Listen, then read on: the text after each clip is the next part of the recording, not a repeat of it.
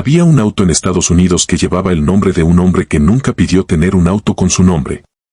Edsel Ford, hijo del fundador Henry Ford, padre del futuro presidente Henry Ford II. Un hombre discreto que murió en 1943 sin imaginar que 15 años después su apellido se convertiría en sinónimo de fracaso en el idioma inglés. Esa es la primera ironía de esta historia, pero no la última. Todo comenzó con un miedo corporativo, no con una idea brillante. A mediados de los años 50, Ford Motor Company tenía un problema que los números no dejaban de repetir. General Motors dominaba el mercado de clase media con Pontiac, Oldsmobile y Buick.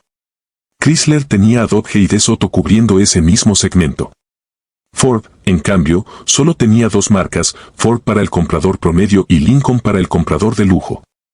En medio, en ese espacio gigantesco del consumidor que estaba ascendiendo económicamente, que quería algo más que un Ford pero no podía pagar un Lincoln, Ford no tenía nada. Esa ausencia se sentía en los reportes de ventas año tras año.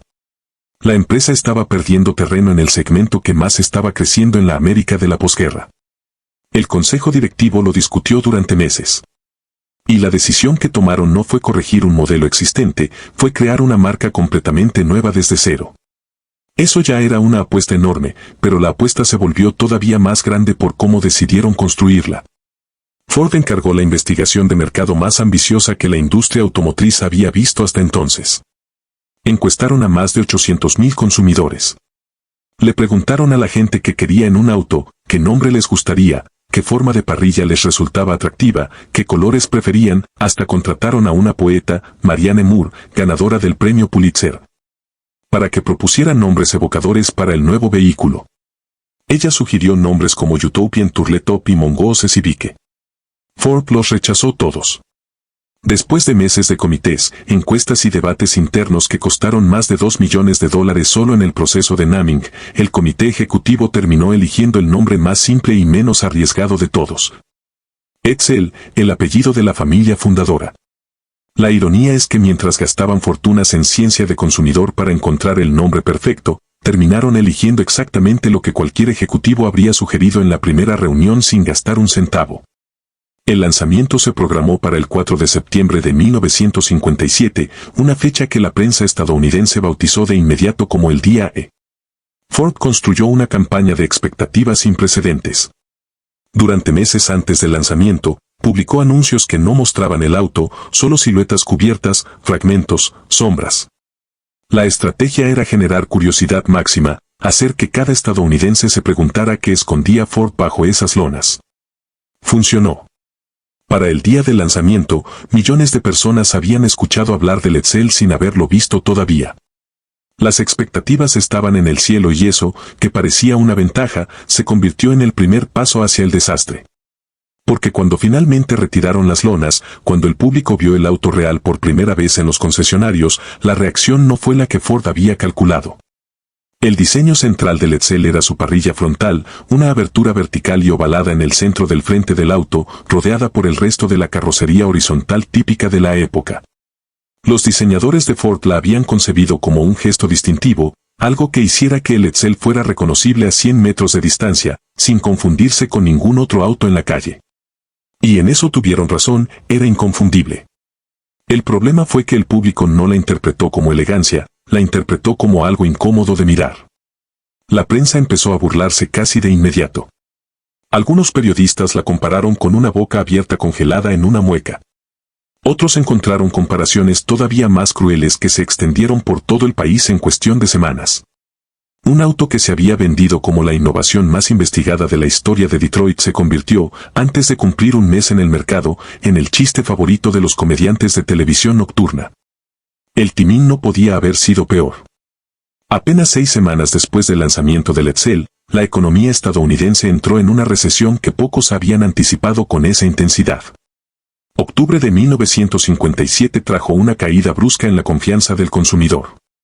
La gente que estaba dispuesta a gastar en un auto nuevo de precio medio alto, justo el comprador que el Edsel necesitaba para sobrevivir, de repente se volvió cautelosa con cada dólar.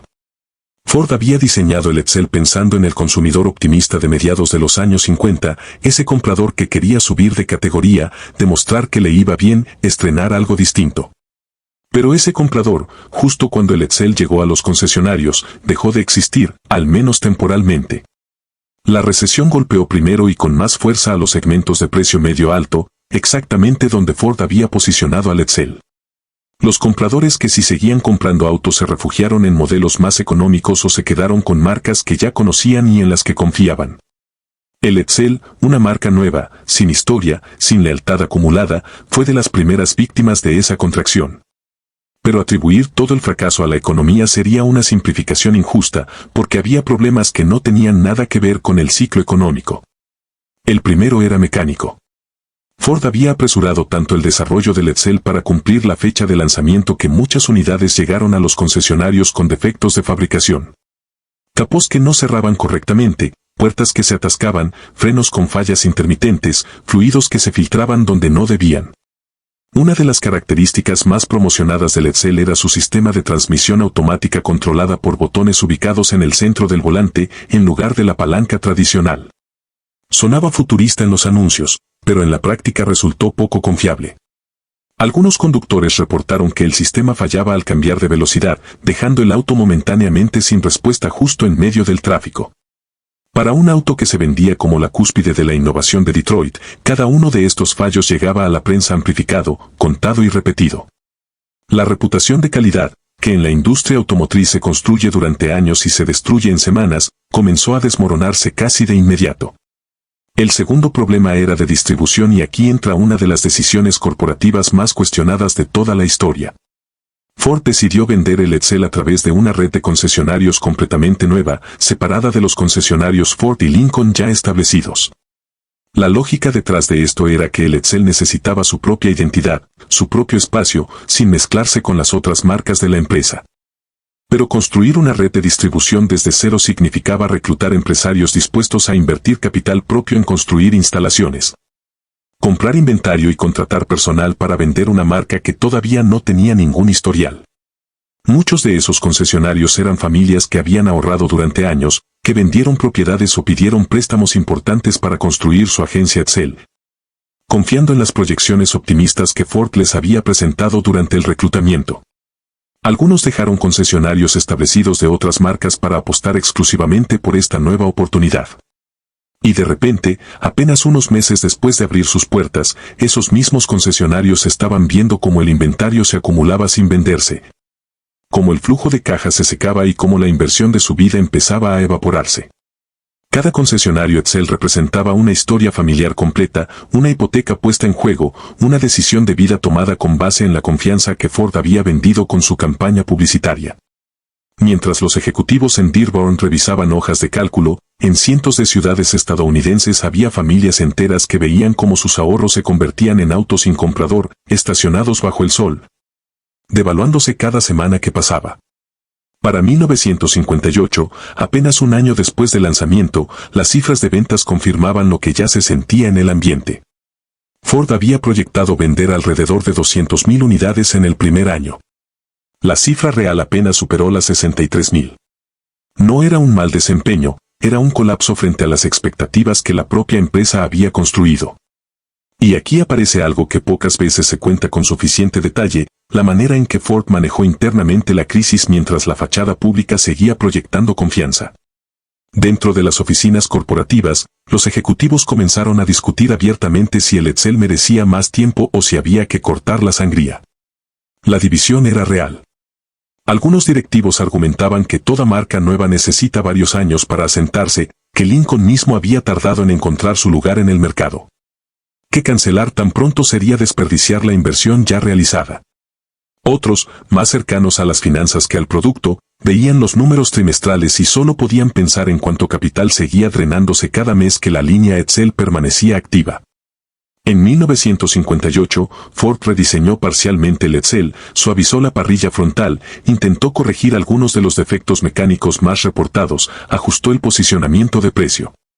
Era el tipo de corrección que cualquier producto nuevo necesita después de su primer año en el mercado. Pero el daño reputacional ya estaba hecho. La prensa y el público habían decidido, casi con un veredicto colectivo, que el Edsel era un fracaso, y una vez que esa percepción se instala en la cultura popular, Ningún ajuste de ingeniería logra revertirla con la misma velocidad con la que se instaló. Las ventas del segundo año cayeron todavía más, apenas 44.000 unidades en todo 1959. Para entonces, dentro de Ford, la pregunta ya no era si el Edsel iba a sobrevivir, sino cuánto tiempo más la corporación estaba dispuesta a sostener las pérdidas antes de admitir públicamente el error. La cifra final de pérdidas atribuidas al proyecto Edsel, sumando desarrollo, lanzamiento, publicidad y operación durante sus años activos, se estimó en alrededor de $250 millones de la época. Una cantidad que en valor actual representaría miles de millones de dólares. Es una de las pérdidas más grandes en la historia de la industria automotriz estadounidense hasta ese momento, y todo había ocurrido en apenas 3 años. Mientras los números rojos se acumulaban en los reportes internos, había algo todavía más difícil de medir en una hoja de cálculo: el costo humano distribuido entre los concesionarios. Para 1959, decenas de ellos ya habían cerrado sus puertas, incapaces de sostener el negocio con un inventario que no se movía. Familias que habían apostado su patrimonio completo a la promesa de una marca respaldada por Ford terminaron declarándose en quiebra personal. Algunos perdieron sus casas, otros tuvieron que regresar a trabajar como empleados en concesionarios de otras marcas, la misma posición desde la que habían salido confiando en que el Edsel les daría independencia económica.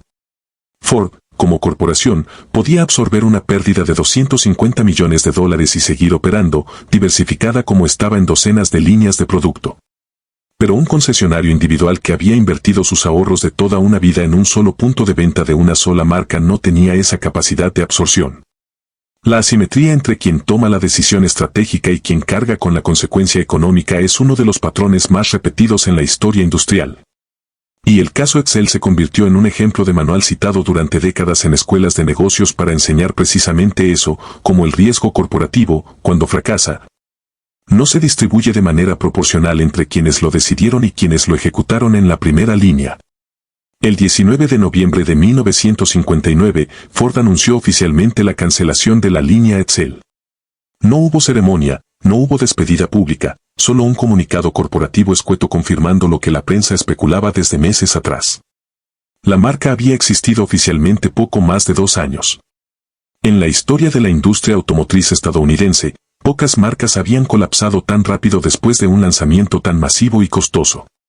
Ese contraste, entre la magnitud de la inversión inicial y la brevedad de su existencia, es lo que convirtió al Edsel en un caso de estudio que trascendió por completo el mundo de los autos. La palabra Edsel comenzó a usarse en inglés coloquial como sinónimo de fracaso comercial, de producto que el mercado rechaza sin contemplaciones. Aparecía en columnas de negocios, en monólogos de comedia, en conversaciones cotidianas para describir cualquier iniciativa que prometía mucho y entregaba poco. Décadas después, seguía siendo común escuchar a alguien decir que un proyecto fallido había sido un Edsel, sin necesidad de explicar la referencia, todo el mundo entendía de inmediato. Pocas marcas han tenido el dudoso privilegio de convertirse en sustantivo común para describir el fracaso, y esa carga cultural pesó sobre cada Edsel físico que quedó circulando en las calles durante años. Para los propietarios que habían comprado uno con genuino entusiasmo, atraídos por el diseño distintivo o por las características mecánicas innovadoras que sí funcionaban bien, de repente se encontraban manejando un símbolo público de equivocación corporativa. Algunos reportaron burlas en la calle, comentarios de extraños en gasolineras, la sensación incómoda de que su auto era, para el resto del país, una broma rodante. Eso generó un fenómeno curioso: varios propietarios originales terminaron desprendiéndose de sus Edsel antes de tiempo, no porque el auto fallara mecánicamente, sino porque cargar con el estigma social se volvió más pesado que el valor sentimental o práctico del vehículo. El valor de reventa se desplomó con una velocidad brutal. Un Edsel comprado nuevo en 1958 perdía una proporción de su valor mucho mayor que cualquier otro auto comparable de la época, simplemente porque ningún comprador quería asociarse con la marca del fracaso. Mientras tanto, dentro de Ford, la cancelación del Edsel se convirtió en una herida que la corporación procesó de manera distinta a otros fracasos comerciales más silenciosos. Henry Ford II, que había aprobado el proyecto desde su posición como presidente de la empresa y que además cargaba con el peso simbólico de que la marca llevara el nombre de su propio padre, vivió la cancelación como algo más personal que un simple ajuste de portafolio de productos. Hay relatos de que prefería no mencionar el tema en reuniones internas durante años posteriores, que el nombre Edsel se convirtió en una palabra incómoda dentro de los pasillos de Dearborn. Algo que se evitaba mencionar directamente, como quien evita nombrar a un familiar con el que hubo una ruptura dolorosa. La ironía final de esta etapa es que el fracaso del Edsel no significó el fin de los problemas relacionados con esa decisión estratégica. Ford tuvo que absorber durante años las consecuencias legales y reputacionales de haber dejado a decenas de concesionarios en la ruina. Hubo demandas, negociaciones de compensación, intentos de reubicar a algunos de esos empresarios dentro de la red de concesionarios Ford y Lincoln ya existente, como una forma tardía de reparación.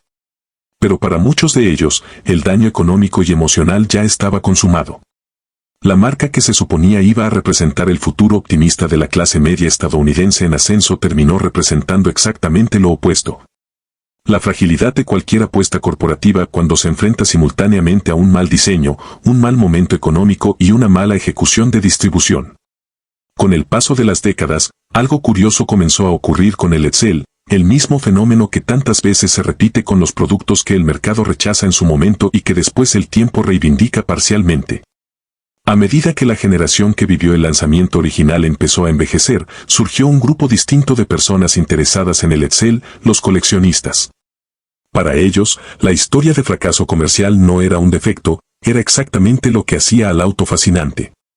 Un Edsel en buen estado se convirtió en una pieza rara, no porque hubiera sido un éxito de ventas que produjera escasez por demanda, sino porque la cancelación temprana de la marca significó que se fabricaron relativamente pocas unidades comparadas con otros autos de la época y muchas de esas unidades terminaron destruidas, desguazadas o simplemente abandonadas durante los años en que nadie quería tener uno. La escasez, paradójicamente, se convirtió en valor. Clubes de entusiastas del Edsel comenzaron a formarse en distintas ciudades de Estados Unidos. Organizaban encuentros, restauraban unidades con un cuidado casi arqueológico, intercambiaban piezas originales que cada vez eran más difíciles de encontrar. Para estos coleccionistas, la parrilla vertical que en 1957 había sido motivo de burla nacional se convirtió en una característica de diseño audaz, distintiva, casi adelantada a su época. Es el mismo patrón que se repite con tantos objetos de diseño a lo largo de la historia. Lo que en su momento se percibe como extraño o fallido, con suficiente distancia temporal, empieza a leerse como innovador o valiente. El Edsel pasó de ser la vergüenza de Detroit a ser, para un grupo específico de aficionados, una pieza de arqueología industrial que merecía ser preservada y exhibida con orgullo.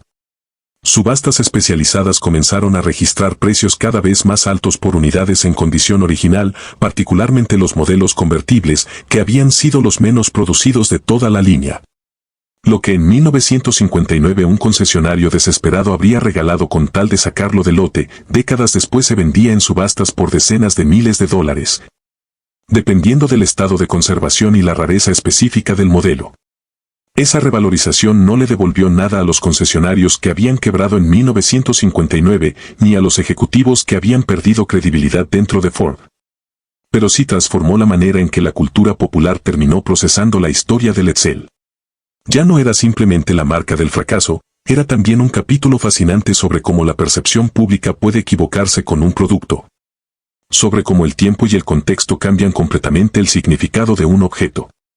Documentales, artículos retrospectivos y programas de televisión especializados en autos clásicos comenzaron a revisitar la historia del Edsel no para burlarse, sino para analizarla con la curiosidad que merece un fenómeno de negocios genuinamente único. Escuelas de negocios across el país, incluyendo casos estudiados en Harvard y otras instituciones prestigiosas, convirtieron al Edsel en material de enseñanza obligatorio sobre los riesgos de la investigación de mercado mal interpretada, sobre cómo el exceso de planeación corporativa puede, paradójicamente, llevar a decisiones desconectadas de lo que el consumidor realmente quiere sentir al comprar un auto, más allá de lo que dice en una encuesta. El Edsel se convirtió en el ejemplo perfecto de que preguntarle a la gente qué quiere no siempre produce las respuestas correctas, porque los consumidores muchas veces no saben articular lo que realmente los va a emocionar hasta que lo tienen frente a ellos en el showroom. Hoy, más de 60 años después de aquel comunicado escueto de noviembre de 1959, el Edsel ocupa un lugar extraño y particular en la memoria colectiva de la industria automotriz estadounidense.